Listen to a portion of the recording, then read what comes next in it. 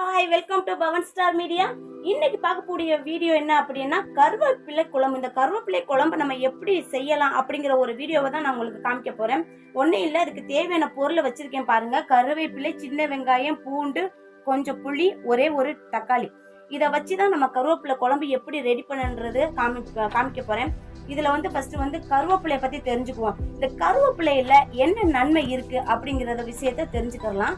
ஒண்ணு இல்லைங்க, இந்த கருவேப்பிலை எல்லாரும் நம்ம நினைச்சுக்கிட்ட விஷயம் என்ன அப்படின்னா இது ஒரு நறுமண பொருள்னு தான் நம்ம தெரிஞ்சுக்கிட்டோம். ஆனா இது நறுமண பொருள் மட்டும் கூட இல்ல, செரிமான சக்தியை கொடுக்குது. ரெண்டாவது, வயிற்றை சுத்தம் செஞ்சு செரிமான மண்டலத்துல உள்ள குடல் சம்பந்தமான பிரச்சனையை சரி செய்யுது. அதுக்கப்புறம் சொரியாசிஸ், அது தோல் சம்பந்தமான வியாதியையும் இது சரி செய்யுதுங்க இந்த கருவேப்பிலை. அப்புறம் ரத்த சோகையை சரி செஞ்சு சிவப்பு ரத்த அணுக்களை அதிகரிக்குது இந்த கருவேப்பிலை. நீரிழிவு ஏற்படுது பாத்தீங்களா, அவங்க இதை ரெகுலரா எடுத்துக்கிட்டா அந்த பிரச்சனையில இருந்து நம்ம தவிர்க்கலாம். மூல நோயை சரி செய்யுது. ரெண்டாவது, அதுக்கப்புறம் ரத்தத்துல ஏற்படக்கூடிய அடைப்பு இருக்கு பாத்தீங்களா, அதை சரி செய்யுது. அதாவது இந்த கருவேப்பிலை காய வச்சு பொடி வச்சு சாப்பிடலாம், இல்லைன்னா பச்சையா கூட இல்ல கொதிக்க வச்சு கூட அந்த தண்ணியை குடிச்சாலே அந்த பிரச்சனையில இருந்து சரி செய்யக்கூடிய தன்மை இந்த கருவேப்பிலைக்கு இருக்குதுங்க. பார்க்கக்கூடியது என்ன அப்படின்னா சின்ன வெங்காயம். இதுக்கு கருவேப்பிலைக்கு தேவையானது சின்ன வெங்காயம் எடுத்துக்கிட்டோம். இந்த சின்ன வெங்காயத்துல அதிகமான மருத்துவ குணம் இருக்குதுங்க, அது எல்லாருக்குமே தெரியும். இருந்தாலும் நான் இன்னொரு வாட்டி சொல்றேன். இதுல சல்பர் இருக்கு, விட்டமின் பி இருக்கு, விட்டமின் B6 இருக்கு, பயோடின் இருக்கு, போலிக் அமிலம் இருக்கு, கால்சியம் இருக்கு, நார்ச்சத்தும் இதுல இருக்குங்க. உடல்ல ஏற்படக்கூடிய பல பிரச்சனையை சின்ன வெங்காயம் சரி செய்யுது. அது மட்டும் இல்ல, இந்த மாரடைப்பு வராம தடுக்குதுங்க இந்த சின்ன வெங்காயம். அதுக்கப்புறம் கொலஸ்ட்ரால கண்ட்ரோல் பண்ணுது இந்த சின்ன வெங்காயம். இதை பச்சையாவே சாப்பிடுறது ரொம்பவே நல்லது. சுவாச பிரச்சனையை சரி செய்யுது. இந்த ஆஸ்மா இருக்காங்க பாத்தீங்களா, ஏன்னா ஏற்கனவே சின்ன வெங்காயத்தை பத்தி சொல்லியிருக்கேன். ஆஸ்மா உள்ளவங்க, சளி பிரச்சனை, இருமல் இருக்கிறவங்களுக்கு அல்சர் வராமலும் இது தடுக்குதுங்க. இவ்வளவும் இதுல இருக்குது இந்த சின்ன வெங்காயத்துல. அவ்வளவுதாங்க இந்த ரெண்டு பொருள்.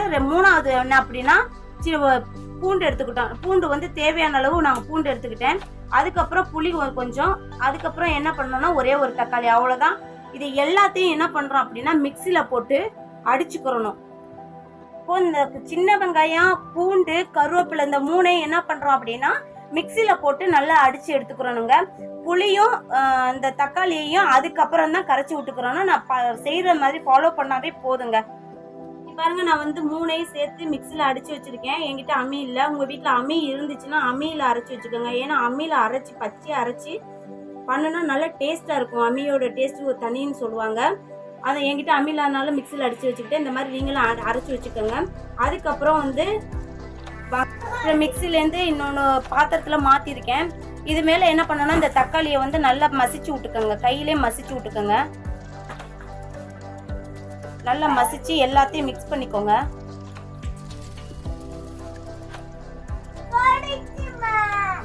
நான் என்ன பண்ணிட்டேன்னா எல்லாத்தையும் மிக்ஸ் பண்ணிட்டேன். இந்த இதுல கரைச்சி எல்லாத்தையும் மிக்ஸ் பண்றேன் பாருங்க. நீங்க அதிகமான கருவேப்பிலை எடுத்துக்கிட்டீங்க அப்படின்னா 2 தக்காளி போடலாம். நான் கொஞ்சம் எடுத்துக்கிட்டதுனால ஒரு தக்காளி. எல்லாத்தையும் மிக்ஸ் பண்ணியிருக்கேன். நல்லா அடிச்சு விட்டுருக்கேன் பாருங்க. இந்த மாதிரி நல்லா கரைச்சி வச்சுக்கணும், அப்பதான் நல்லா டேஸ்டா இருக்கும். இப்போ நான் இது அடிச்சு எல்லாத்தையும் அரைச்சி வச்சிருந்ததை தாளிக்க போறேங்க. ஒண்ணும் இல்லை, அவ்வளவுதான், எல்லா வேலையும் முடிஞ்சுது. இது தாளிச்சு கொதிக்க வைக்கிறது தான். இப்போ நான் ஒரு பாத்திரத்தை வச்சு அது மேல எண்ணெய் ஊத்துறேன்.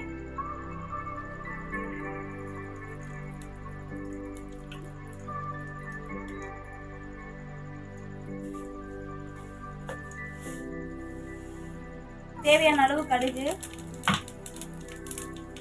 உங்களுக்கு காரம் வேணும்னா பட்டை மிளகாய் சேர்த்துக்கோங்க, வரமிளகாய். நான் பச்சை மிளகாய் ஒன்னே ஒன்று தான் போட்டிருக்கேன்.